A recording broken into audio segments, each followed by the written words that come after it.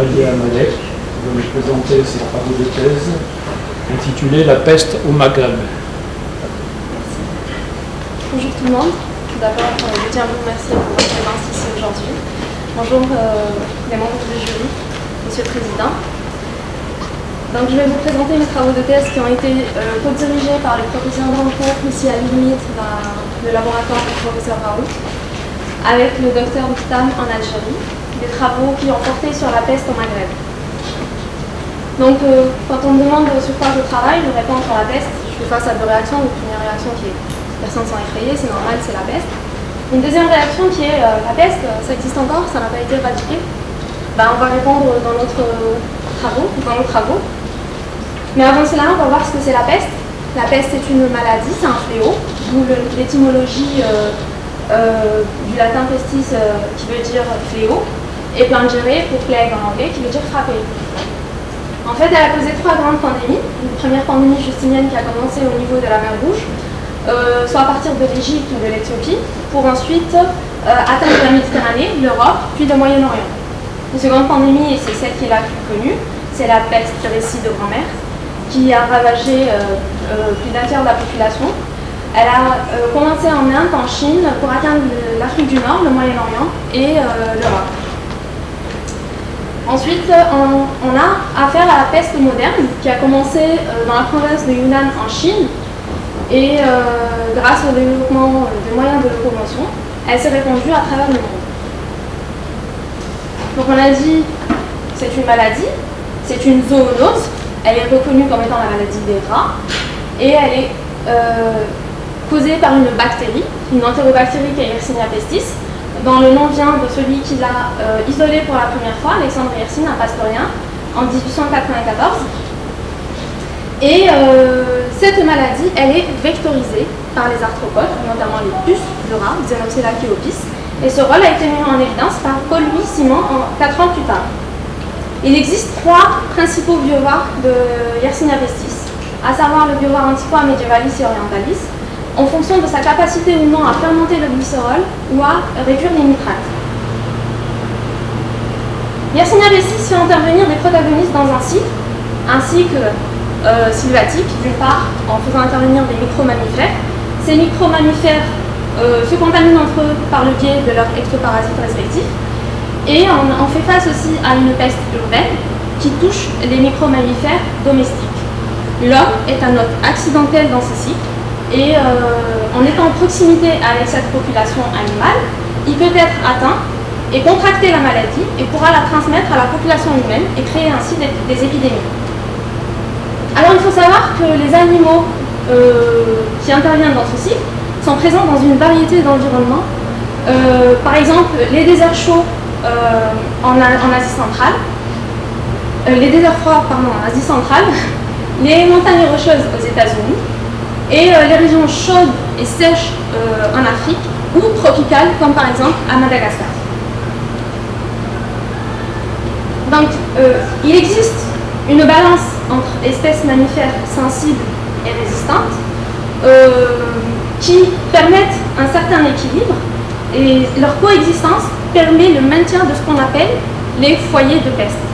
Donc les espèces résistantes maintiennent les foyers et une fois qu'une espèce sensible est touchée, on a l'apparition d'une épizootie.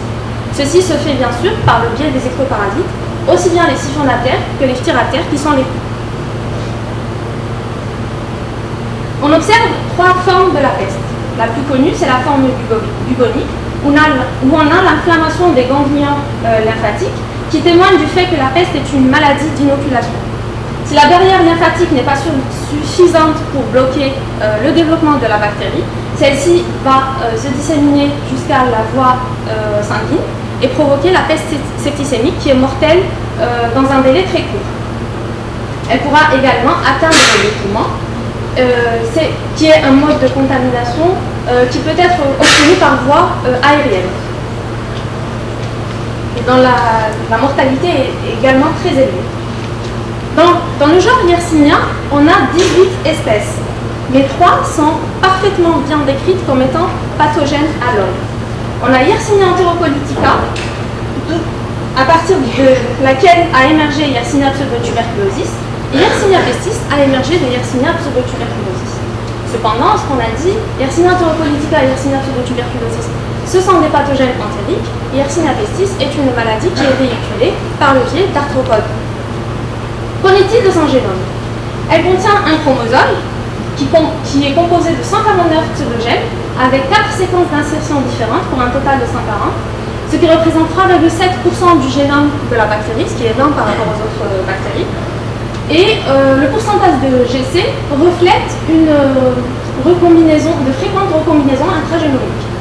Elle possède également 3 plasmides, un qui est commun avec les 2 autres Yersinia virulentes et 2 autres plasmides porteurs de gènes de virulence. Alors pour répondre à la question des gens qui disent est-ce que la peste n'a pas été éradiquée, ben voilà, on le voit sur cette carte, la répartition de la réémergence de la peste à travers le monde des années 2000 jusqu'en 2015. Donc on voit qu'il y a une répartition aléatoire et que ce n'est plus la peste qui est soumise sous de mauvaises conditions hygiéniques, c'est une répartition à travers le monde, sauf en Europe et en Australie. On ne sait pas pourquoi. Et donc, dans cette réémergence, on remarque qu'il y a nos territoires qui nous intéressent dans notre étude, qui sont touchés, à savoir, après 53 années de silence, on a la réémergence en Algérie, à Oran en 2003, puis en 2008 à Larouat. 2 épisodes ont également eu lieu en Libye, et dans la même région, à Tobrouk, en 2009 et en 2011. On était censé également étudier la Libye, mais malheureusement, vu la situation politique du pays, on s'est arrêté à l'Algérie. Donc on a établi les objectifs comme suit. Premièrement, il fallait revoir la cinétique des cas dans le Maghreb de 1940 à 2015. Parce que à partir de 1940, il n'y a plus eu de suivi de cette maladie et elle n'était plus considérée comme étant un problème majeur de santé. Il n'y a plus eu de rapport sur les cas qui ont lieu. Un rapport plus détaillé. Un second objectif qui sera d'identifier et de remettre en évidence les foyers actuels en Algérie à partir des données qu'on aura récoltées de la revue. Un troisième objectif sera d'essayer de comprendre les facteurs qui affectent ces foyers endémiques et qui conditionnent la réémergence dans la maladie dans ces zones-là. Alors pour commencer, on a réalisé la cinétique des cas dans 6 pays du Maghreb, la Mauritanie, le Sahara occidental, le Maroc, l'Algérie, la Tunisie, la Libye et l'Égypte. Et donc on remarque qu'il y a les mêmes régions qui réapparaissent mais à différents épisodes. Donc on a une réémergence, donc on a l'existence de foyers de peste.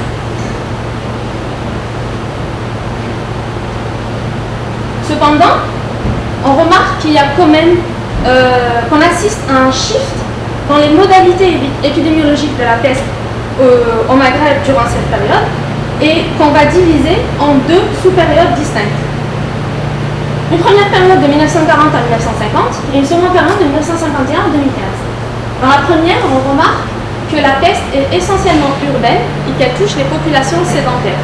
Dans la seconde période, c'est une peste rurale, plus à l'intérieur du pays, et qui touche plus les populations nomades.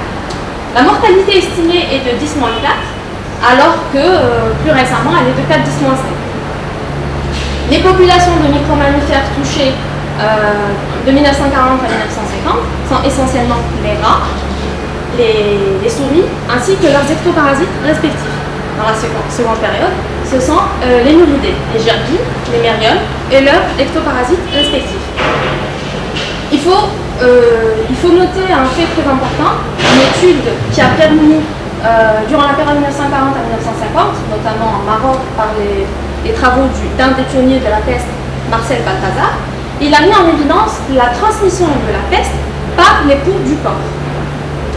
Et de plus, dans cette période, on remarque qu'il y avait plus une description de contamination par piqûre d'arthropodes, alors que dans la seconde, on avait essentiellement une description de contamination par voie orale, par la consommation de la viande de camélidés. Je ne pourrais dire si pas très cuite, mais je ne sais comment ils l'ont consommé, mais c'est par cette consommation de viande. Et donc à ce moment-là, on retrouve un point commun entre la souche Yersinia et ses ancêtres. On a dit qu'elle était vectorisée, cependant elle a gardé en mémoire sa capacité d'infecter par voie digestive. Ces travaux ont été testés auparavant dans les années 80-82, il me semble, par Butler, qui a réalisé une inoculation intragastrique sur 3 modèles animaux différents, des rongeurs, et qu'il avait remarqué qu'il fallait une importante charge bactérienne, mais que ça fonctionnait quand même. Et donc à ce moment-là, dans le cycle, on fait intervenir ce mode de contamination digestive par la consommation de viande de caméléon. Donc ce travail de revue a permis de faire un point des foyers oubliés dans ces pays du Maghreb et complète un même travail qui a été réalisé mais sur les États-Unis et qui a été publié à la même période que nos travaux sur Frontiers in Public Health. Donc à partir de ces données de la revue, on a cherché, une fois qu'on a établi ces foyers qui ont émergé il y a des années, afin de mettre en évidence leur existence actuelle, on est parti, leur existence et l'existence d'autres foyers qui sont inconnus, on est parti sur le terrain avec M. Vidal et on a réalisé une étude par la surveillance des animaux sentinelles en Algérie, dans le nord de l'Algérie. On a capturé des micro-mammifères, des rongeurs plus précisément, au niveau des fermes privées. Et notamment parce que le bétail de ces fermes était en proximité avec cette population de micro-mammifères. Et donc on a réussi à capturer 237 micro-mammifères appartenant à 8 genres différents dans 9 wilayas.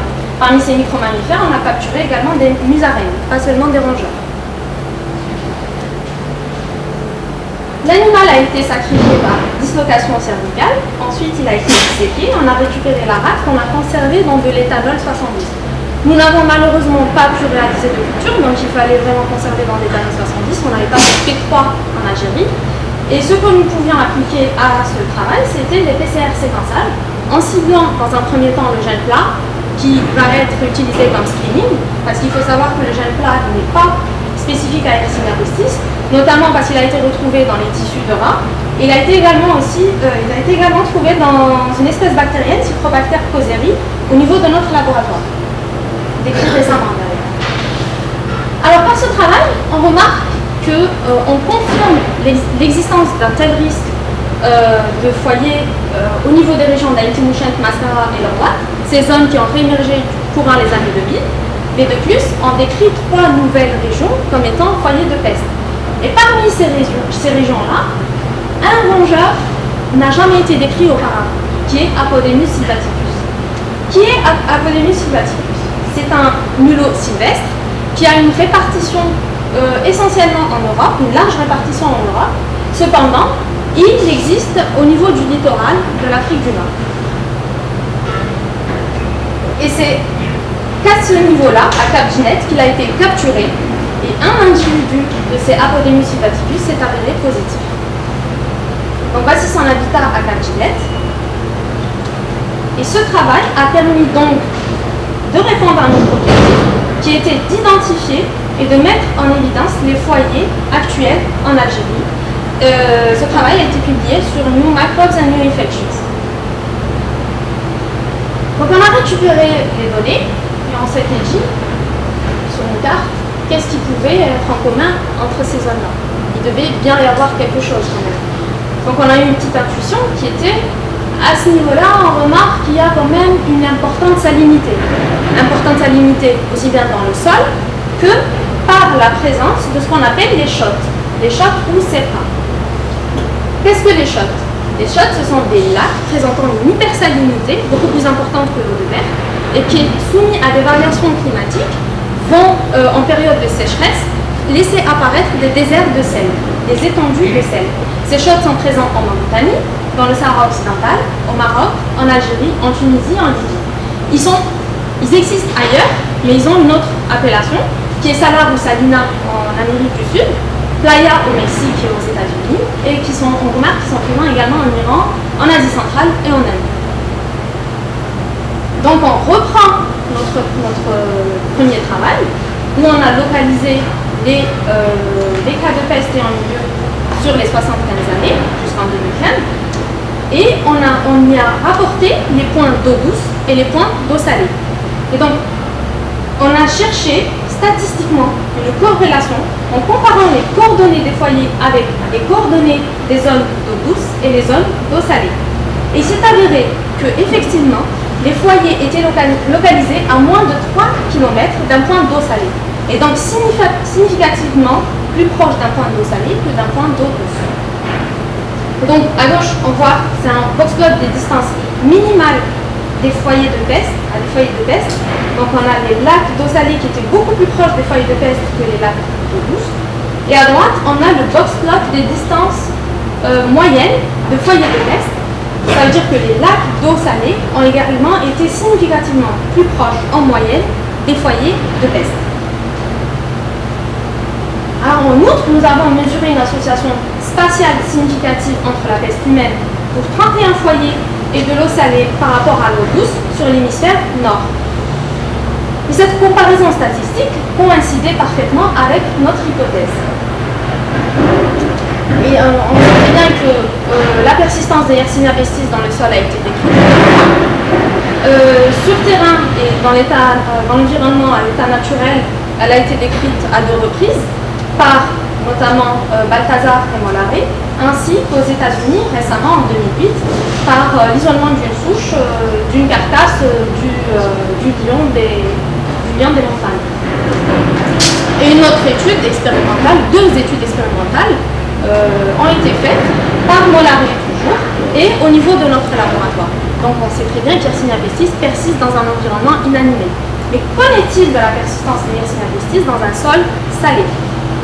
Donc on est parti encore à l'investigation sur terrain avec le docteur Vidal et on a récupéré au niveau de ces shots du sol. Et ce qui était intéressant, c'est aux alentours de ces shots, on observait l'importante présence de terriers de mérioles. Donc on a récupéré au niveau de ces terriers de mérioles, on a récupéré du sol. On a cherché les ectoparasites, on a récupéré les excréments. Mais ce qui est important, c'est que c'est les mêmes travaux qui ont été effectués par l'équipe de Balthazar au Kurdistan et en Iran. Donc c'est exactement ce qu'on était en train de faire, sauf que c'était dans un sol salé. Alors on a réussi à récupérer 208 échantillons de sol avec une salinité variant de 2 grammes par litre à 165 grammes par litre. Ensuite, on a également exploré les lacs d'eau douce et les lacs d'eau salée. Quand je dis lacs d'eau salée, c'est les shots. Et donc, on a récupéré 144 échantillons pour une concentration de NaCl variant de 1 gramme par litre à 100 grammes par litre. Ces échantillons, bien sûr, on a mesuré leur salinité et leur mise en culture a été faite au niveau d'un laboratoire NSP3. On les a cultivés dans des géloscopes à 28 degrés pendant 48 heures. Et il fallait purifier les souches qui poussaient et on passait ça à l'outil Malditov. Et on a réussi à identifier Yersinia pestis dans un des sols. Alors au départ, l'outil Malditov, avant que la souche soit bien purifiée, on avait l'identification de Yersinia pseudotuberculosis, mais il signalait closely related to Yersinia pestis. Donc en purifiant, on obtenait l'identification avec un score très élevé de Yersinia pestis. Ceci s'est fait dans un sol salé à 40 grammes par litre de NaCl, ce qui n'est pas rien. On a appliqué PCR séquençage en ciblant les gènes de virulence portés par les différents plasmides pour confirmer qu'elle les a concernés et qu'elle est potentiellement virulente.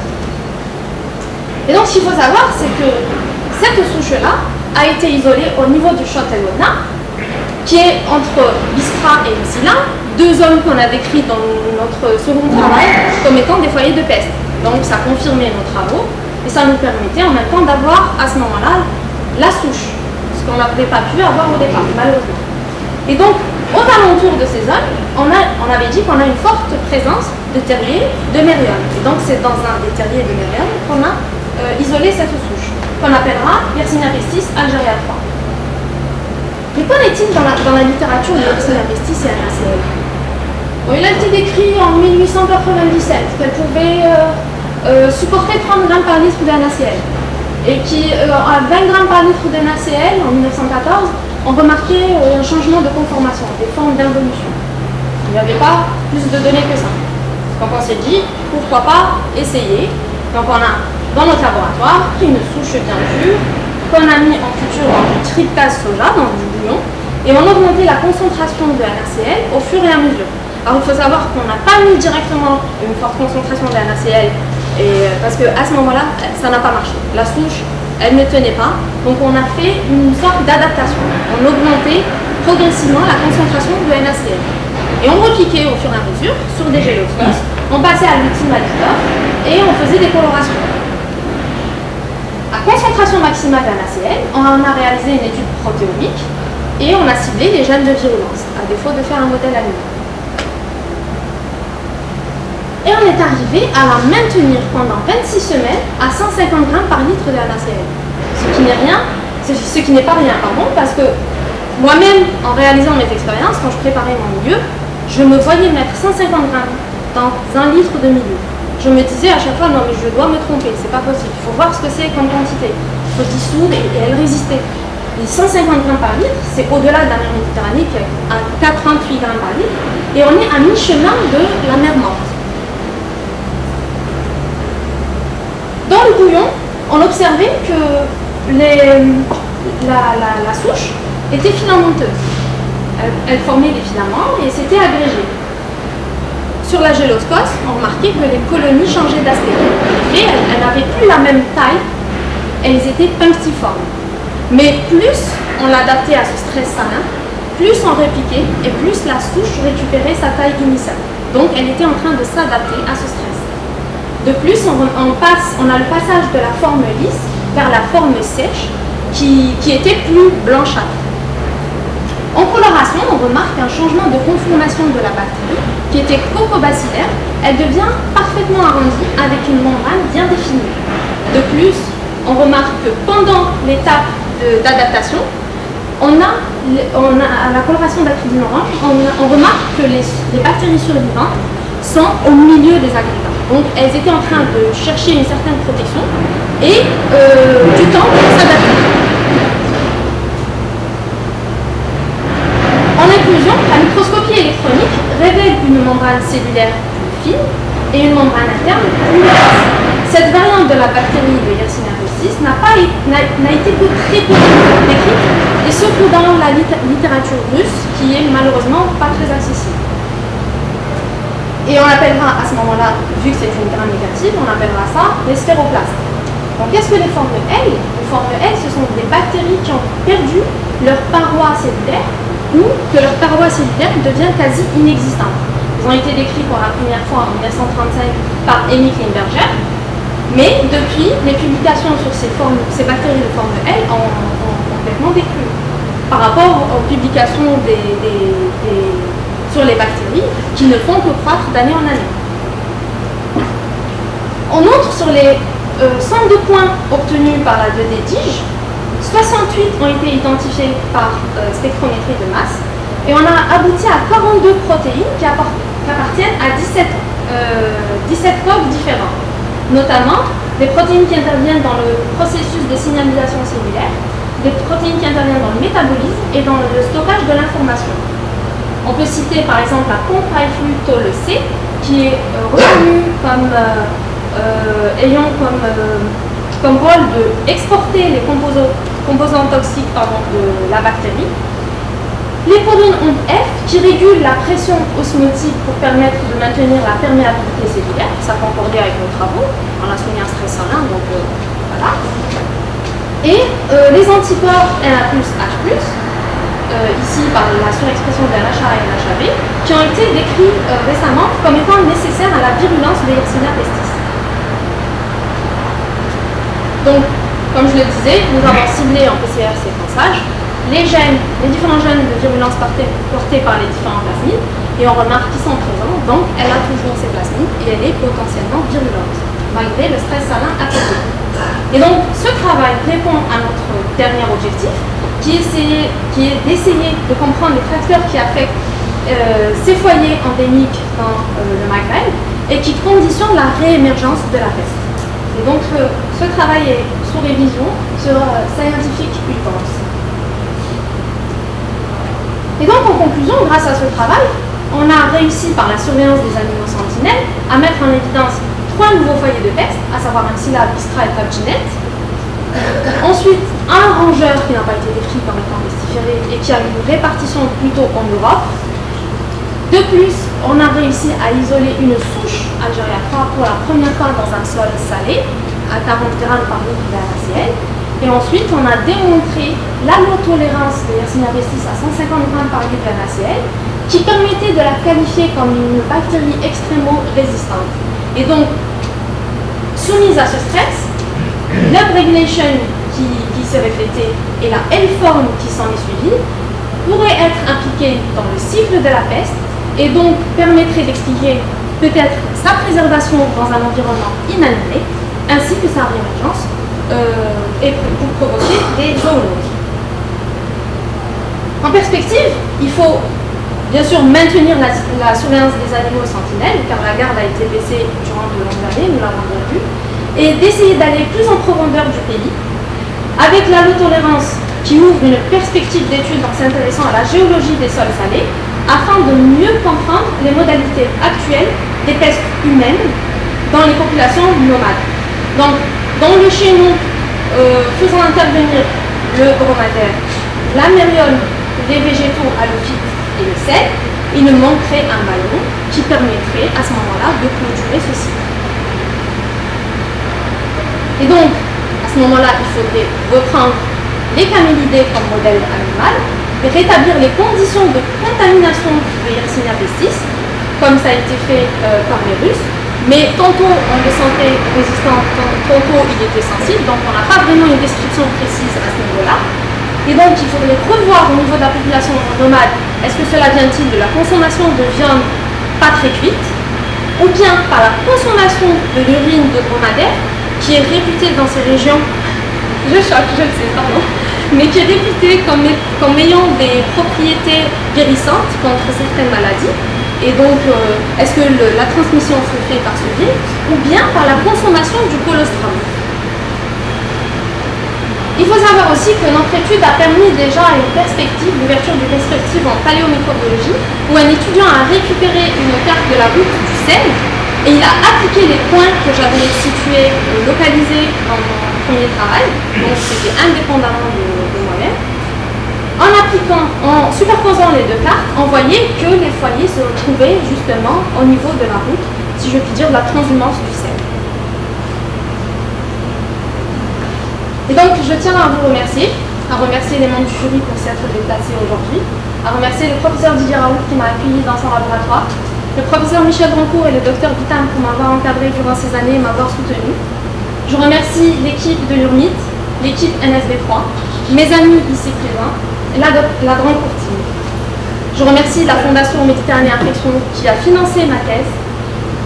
Et cette thèse est en mémoire de ma grand-mère qui aurait eu 96 ans aujourd'hui, décédée en décembre dernier. Je remercie mes parents, ma famille, mes frères, mes sœurs, et surtout mon frère qui a été là avec moi pour explorer ces horizons.